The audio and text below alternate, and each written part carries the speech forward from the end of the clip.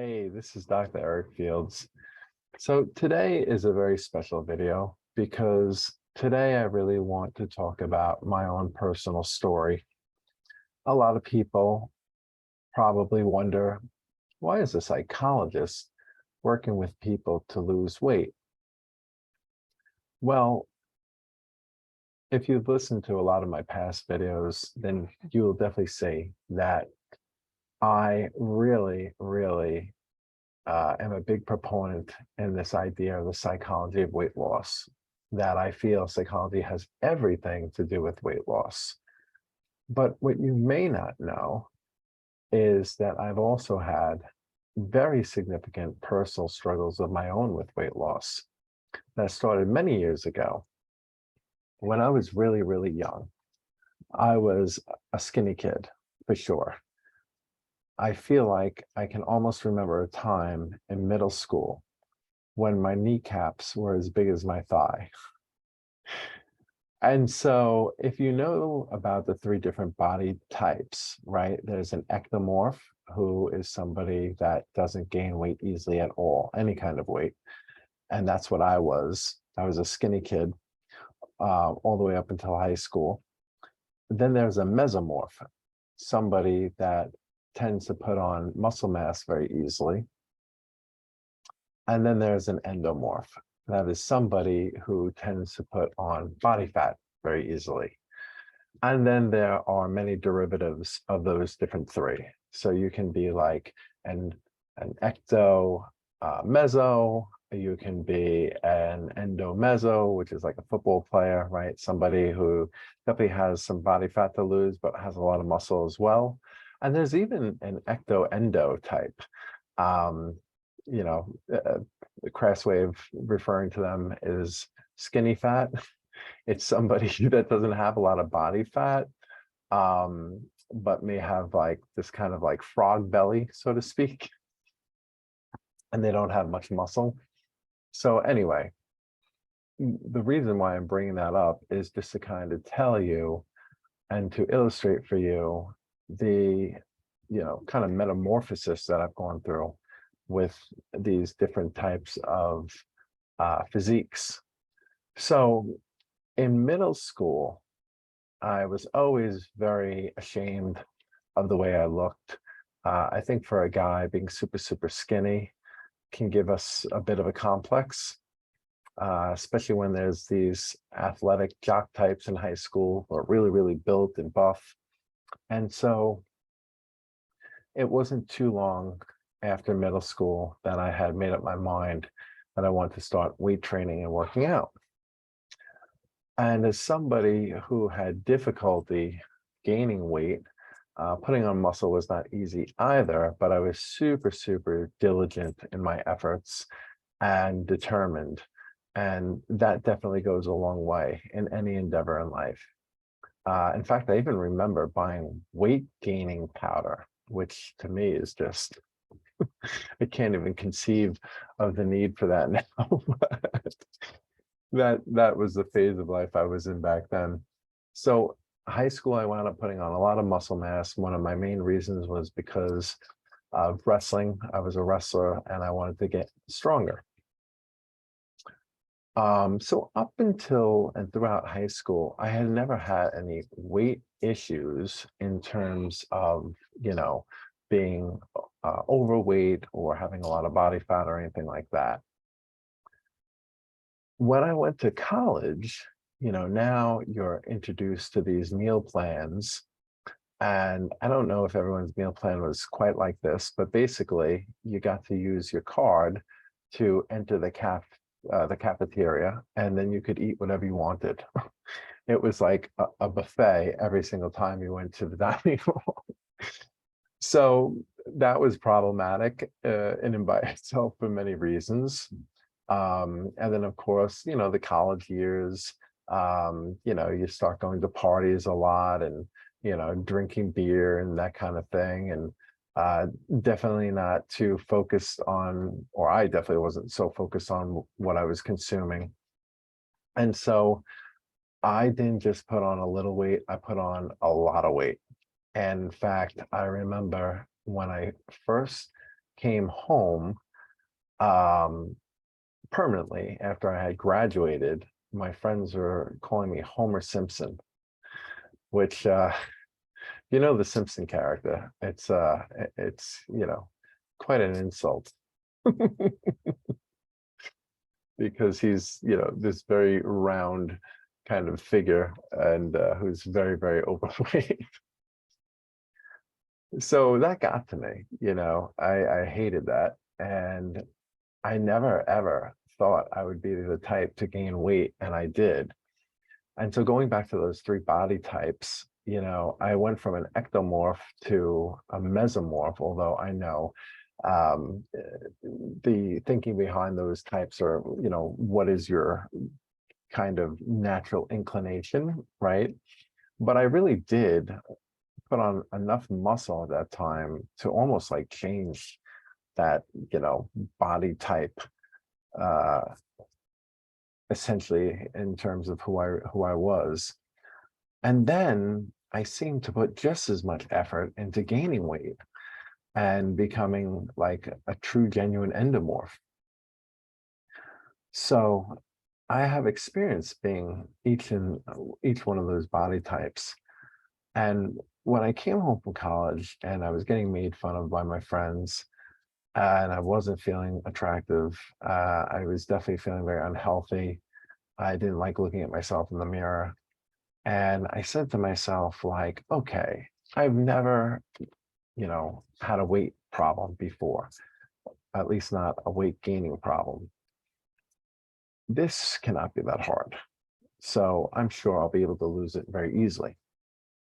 I graduated my early 20s, and I had graduated at an odd time. It was after the fall semester. So it was around January.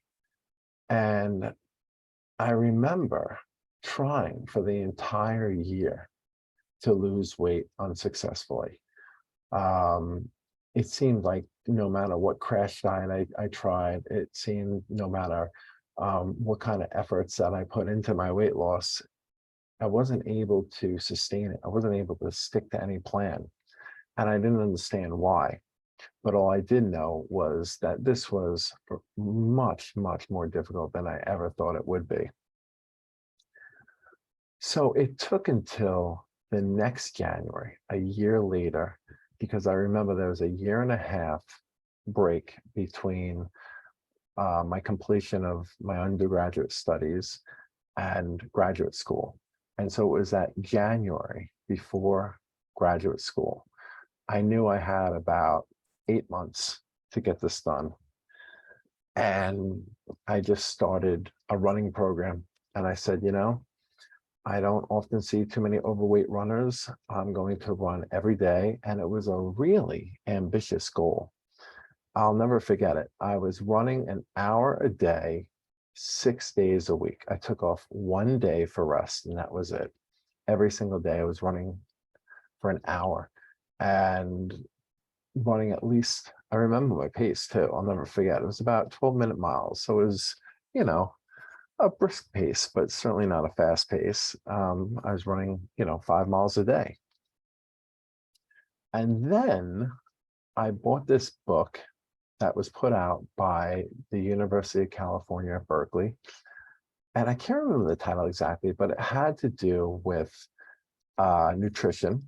And, it was basically like almost like this dictionary or glossary or encyclopedia, whatever you want to call it, of all these different types of foods and approximately what the calories were. And so I learned a great deal about calories. And some of it did not surprise me, and some of it shocked the heck out of me. I couldn't believe how many calories were in a handful of nuts. And there were a lot of things where I didn't realize how many calories were like in breads and pasta and things like that. It was a real learning experience.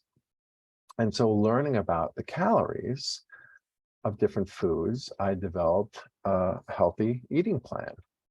I remember having like sandwiches with whole wheat bread, with like chicken, grilled chicken and lettuce and tomato and that kind of thing. And uh, oatmeal or other healthy cold cereals for breakfast. I remember having, I worked at a restaurant at the time, and I remember very often getting this chicken dish, which was basically, I had the chef make it for me, especially. It was this grilled chicken dish with vegetables, super, super healthy, only a little bit of oil. And to make a long story short, from January to February, I lost a lot of weight. I want to say I was up to about 260. I'm almost positive. And I got down to 200 pounds, which was my high school weight as a senior. Um, so it was a 60-pound weight loss over 8 months. And I could not be happier.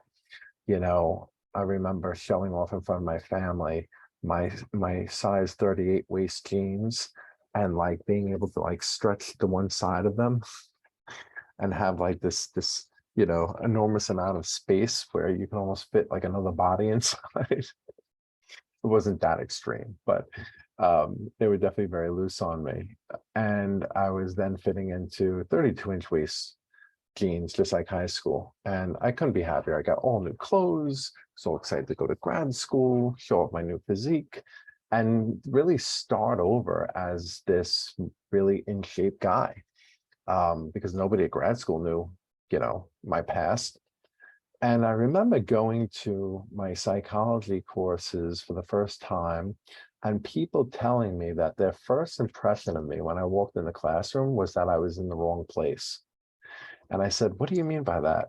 And they said, "Well, you looked like you were more, suited for the phys ed program," which I took as a compliment. So I said, "Wow, they struck, they mistook me for a phys ed teacher. That's fantastic, or somebody in fitness."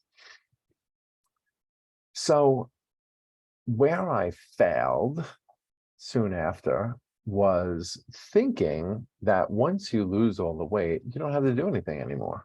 Like, you've lost the weight, I'm back to where I was. Life goes on as usual. So, needless to say, over time, I gained all the weight back. And it was so demoralizing. I felt so defeated. Um, you know, I would say by the time I was done with grad school, I gained a good 20 pounds back, maybe. And then after grad school, I started my career, and the weight just, you know, kept increasing and increasing and increasing. And I just floated back up to 260 pounds again.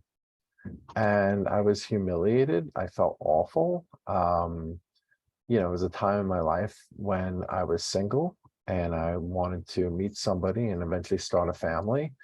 And I wasn't feeling good about myself at all. I didn't have any confidence. My career was going really well, but I didn't have any confidence in myself. And I really, felt really badly about the way I looked. And there were many times I was in denial about it, but there's always this gnawing feeling in the back of my mind that, you're not living life the right way. This is not healthy. This is not good. So from that point on, right? So now you're talking about my late 20s till just about my late 30s. I mean, or like mid 30s. I want to say like it wasn't until I was 36 until I decided to get really serious about losing the weight. That's a long time. From 28 to 36, it's about 8 years. 8 years, like almost a decade. And the reason why I never got on a weight loss program for that extended period of time was because in my mind, there was never a good time to start a weight loss program, which I know now is just ridiculous. But back then it was always like, I would put it off, like, I can't do it right now. I'm going back for my doctorate degree. Not a good time. And then I get my doctorate degree. Well, now I'm gonna open up my private practice. That's not a good time. And now it's going to take time to build up my private practice. I want to open up a second office now. which is all great career-wise. I was very successful, and that was all great. But my point is that this was something that I was just not ready mentally to deal with. And that's what the real issue was. There was a function to my eating. I was doing a lot of emotional eating, a lot of unhealthy eating, and it was to fulfill various psychological needs that I didn't realize at the time. What I thought it was just me not having the time to address it, but that wasn't it, because you don't need a lot of time to address it. Trust me, you really don't. Um, it took a long time of feeling badly about myself, having a lack of confidence, um, not wanting to date, not wanting to put myself out there, and, just feeling very badly about myself, which I know a lot of people watching this video can relate to. And finally, after completing my doctorate in psychology, it was like several years after that, that I said, I have to do something about this. This is ridiculous. Like, the career is doing very, very well. You're doing fine. Like, we have to address this now. Stop putting it off. And so I started to go online and do my research. Remember, I had successfully lost weight in the past, so I knew how to do it. Um, Although this time around, I wasn't feeling as confident because, I mean, it's been 8 years, right? I still haven't done anything about it. So I went online, I started to do a lot of research. And the people that struck me as the best and most knowledgeable when it came to weight loss, I quickly came to learn were bodybuilders. Bodybuilders know how to lose weight. They know how to gain muscle, and they know how to lose weight. These people can get to single digit body fat levels. I mean, you're talking about 8% and below. They absolutely know what it takes to lose weight. And so I studied what they did and their tips and, how they went about it. And from all that learning that I had done in the past, way back when, after college, when I learned all about calories and, the nutritional values of various foods and caloric density and everything else. And then everything that I was learning from these bodybuilders, I mean, before I used to study bodybuilders to learn how to put on muscle, but now I was studying them to learn how to lose weight. With everything that I learned, I came up with a plan. And the plan was very successful in terms of it putting me in a deficit and absolutely getting me to my goal. It took, I think, like under a year to go from 260 again to 200. And then having, been so happy and thrilled about getting back to my high school weight in my mid to late 30s, I wanted to get the six pack. And so I knew I had to lose like another 10 pounds to really get into single digit body fat numbers and see the abs. And so I did that. I got down to 190. I think at one point the scale even said 188, which is just unheard of. So it was over a 70-pound weight loss.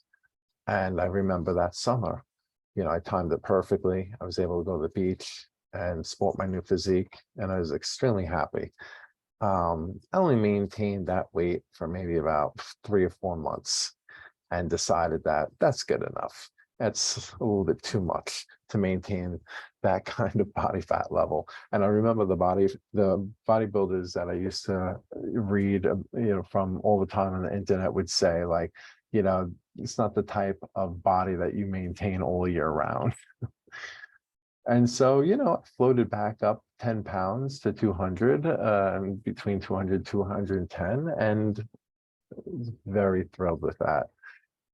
And this time around, I was able to maintain something that I failed miserably at the first time. The thing that was very different about this journey as compared to the first journey was I started to realize that psychology has everything to do with weight loss. Sure, you have to know about a little bit about human physiology and metabolism, and what kind of workouts are going to give you the biggest bang for your buck, so to speak. Um, you know, Different types of strategies, especially when you want to get to like really low body fat levels. Absolutely. And you have to know about developing a plan that's going to be effective for you. But what I learned was, yes, there's all these strategies and the science behind weight loss, but you have to, most importantly, develop a program that is going to be something you can stick with. When I had lost all that weight the first time, I was in between college and grad school. I had a very unstressful work schedule. I worked as a waiter a couple of days a week, and that's pretty much all I was doing at the time. I was living at home with my folks, waiting to go to grad school. So it was a really, not so busy or not so hectic time of my life. It was easy to focus on that 100%. And I certainly had no excuse. I couldn't say like, I don't have the time. Well, this isn't the right time. It's the perfect time. And that's what I was waiting for those 8 years. So this time was different because this time I was able to do it while juggling a really busy career. I was working at a job during the day, and then I had my private practice at night. And I even had a second office in Manhattan that I was seeing patients on Saturdays with a pretty booked schedule, living on Long Island at the time and also having an office in Manhattan. So it was a super hectic, busy time of my life. And I was still able to do it. And it was all because I learned to apply everything that I learned from school. And interestingly enough, it was the bodybuilders that taught me about this. All of the, like, really, from what I could deduce, legitimate weight loss experts, the ones that really seemed to know what they were doing, the ones that weren't promoting fad diets or quick fixes or anything like that, but really knew how to do it and had the bodies to prove it. Mostly were these bodybuilding experts, like I said. They were talking so much about mindset and psychology. Certainly, they were talking about all the tips and strategies and everything else, which I learned inside and out from them. But what struck me was how much they talked about psychology. They didn't always use the terms that we learned in my program, but certainly they were talking about psychology. They were talking about mindset, right? And that's psychology. And I just remember saying, like, holy crap, like, they're talking about, everything that I've learned in grad school and applying this. And it occurred to me that this was my main struggle. I had an unhealthy relationship with food. I had an emotional investment in food, a mental investment in food, and I didn't want to give that up. And it wasn't until I finally made up my mind to break that unhealthy dependency and really, had these goals as being so much more important for me, and appreciating my own unique motivational style, appreciating that not any program was going to work for me. It had to be a program that worked for my personality. That's what ultimately led to my success. And the mindset shift also that I had was, when you get to your goal weight, it's not over. And that's why crash diets never work, because they're always like, a means to this end, which is that weight. But that's it. They'll get you to that weight, maybe. I mean, if you can stick with them, right? If you can even stick with them, they'll get you to that weight. And then that's it. It's kind of like you're left to your own devices, because you can't ever stick with those kind of plans long term. It's impossible. They produce way too much discomfort. So for me, I had to find a way that I could really readjust my lifestyle or create a new lifestyle that was sustainable, so that when the weight loss phase was over and I got to my goal, it wasn't abandoning it and saying like, okay, I'm done. That's it. Great job. Going back to my old ways. No, I had a whole new style of thinking about eating and my relationship with food. Everything had changed. A lot of this mindset shift happens when you're actually going through a successful program, which is one that had every bit of success from the very, from the very beginning, that it was destined to be successful because you set it up that way. And it was destined to be successful because it was something you could always stick with a few adjustments. When you go from the weight loss phase to the maintenance phase, which is a great time of celebration to say like, wow, I'm there, just got to maintain it. There's only like a few tweaks that you need to make in that plan, not many. And it's become such a part of your life. It doesn't feel like, oh, thank goodness, I finally stopped that awful diet, that awful plan that was hell for me. If that's how you feel, then that's not the plan for you. It should literally feel like, yeah, this got me naturally to my weight loss goal, and I don't want to lose any more weight. I mean, imagine being in that spot, right? Where you're like, I'm good. I don't need to lose any more. And so therefore I just got to tweak it a little bit so that I can maintain, which basically just means, you can add a few more calories into the your weekly eating plan, or cut back a little bit on exercise or something like that. So that was a real epiphany I got. And that is why I am 100% invested in this idea that it has everything to do with your mindset, not just, in terms of staying motivated throughout the plan, but in terms of creating the plan from, the onset, in terms of making sure that you're successful because you don't have these food issues anymore. This is Dr. Fields, and this is my personal story. I'd love to hear from you. I'll speak soon.